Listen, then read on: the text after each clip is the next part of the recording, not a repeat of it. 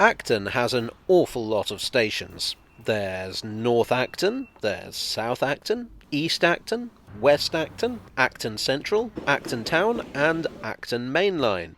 It's the only part of London that can boast a station for all four compass points. It's on 3 underground lines plus the overground plus Crossrail.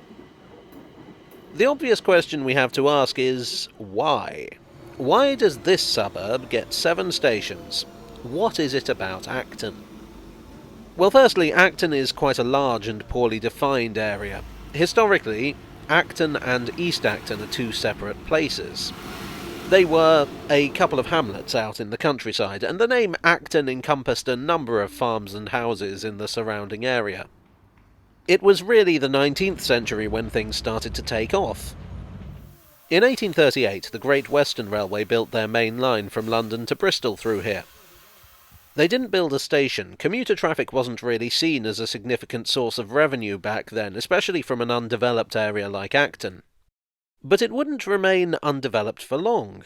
From the 1850s onwards, housing began to appear, and in 1868 the Great Western Railway stuck a station here. Back then it was just called Acton, but we know it as Acton Main Line. It wasn't the first station to be named Acton, though. In 1853, the North and South Western Junction Railway opened a station by that name. It's now the overground station Acton Central. In 1880, the same company opened another station at South Acton. This provided interchange with a now closed branch line to Hammersmith, and from 1899, a short line to Acton Town. Speaking of which, in 1879 the District Railway would open a station known as Mill Hill Park, which was later renamed, yes, Acton Town. But the original name hints at the station's dark secret. Namely, saying that it's in Acton is a pretty dubious claim. The branch line from here to South Acton was mostly opened to provide a useful connection between the District Railway and the North and South Western Junction Railway. The idea was that while the district didn't have much use for it, other companies would. In 1932, the Piccadilly line would arrive at Acton Town, taking over the District line's branch to South Harrow. That leaves 3 stations, and they all happen to be on the Central line. But they weren't built by the Underground, but by the Great Western Railway. Remember them? The Great Western Railway had a stake in a line called the West London Railway, which had always been a bit of an embarrassment in terms of revenue. So they proposed a line called the Ealing and Shepherd's Bush Railway. This would run from their station at Ealing Broadway to a junction with the West London Railway at Shepherd's Bush. There was another railway at Shepherd's Bush, the Central London Railway, which became the Central Line. They struck a deal with the Great Western to provide passenger services to Ealing Broadway along the new line. The Great Western could concentrate on freight. Services started in 1920. At the time, the only station between Ealing Broadway and Shepherd's Bush was East Acton. Remember, East Acton is historically not the same place as Acton. So I guess it made sense to give it a station of its own. And now we're going to have to talk about what happened to Acton in the 20th century. While there had been development in the area in the 19th century, it was still relatively sparsely populated. In the 20th century, industries began springing up here, along with the housing to accommodate the workforce. In 1906, the Great Western Railway had built their main London locomotive depot at Old Oak Common. This depot, along with its sub-sheds, employed an enormous number of people.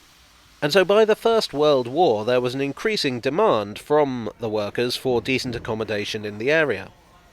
In 1923, the GWR began construction of a number of estates, including one at East Acton. This was designed as a garden village, intended as a pleasant suburb away from the overcrowding and pollution of the industrialised city. In anticipation of this, in 1923, the GWR opened North and West Acton stations to serve it.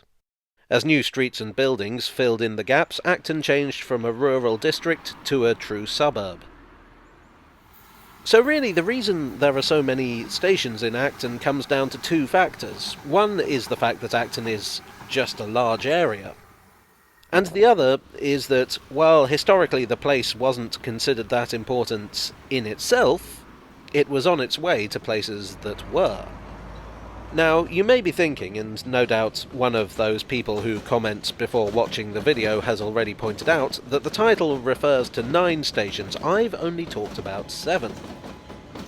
Well, there are 2 stations that used to be known as Acton, but no longer are. Chiswick Park on the District Line was originally opened in 1879 with the name Acton Green. In 1887 it became Chiswick Park and Acton Green, and in 1910 just Chiswick Park. And between 1886 and 1910, Ealing Common bore the name Ealing Common and West Acton. For the true completists, we can even add 2 more.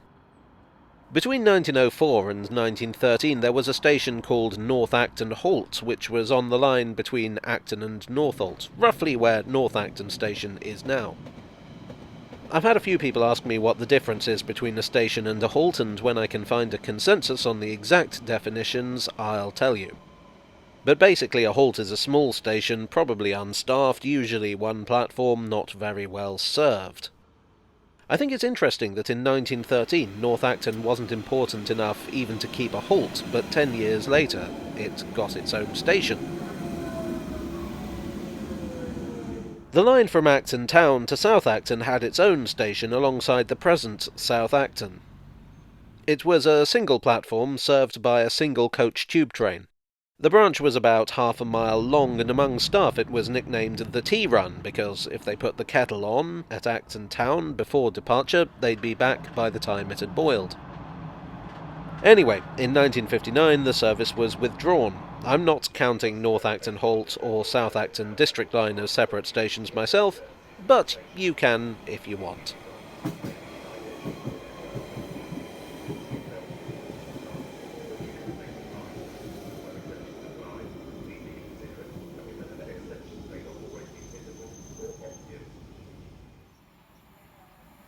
Well, I hope you enjoyed this Acton-packed tale from the tube. If you did, please do leave a like and consider subscribing for more. You may also want to hit the bell icon to be kept up to date on my new releases. I've had a few people say that they haven't been notified about my new videos, which is a shame because I make quite a lot of them. Anyway, I would like to thank my donors on Ko-fi and Patreon for their generous support. You are the single coach to my half-mile branch. And I'll see you all again very soon for another tale from the tube.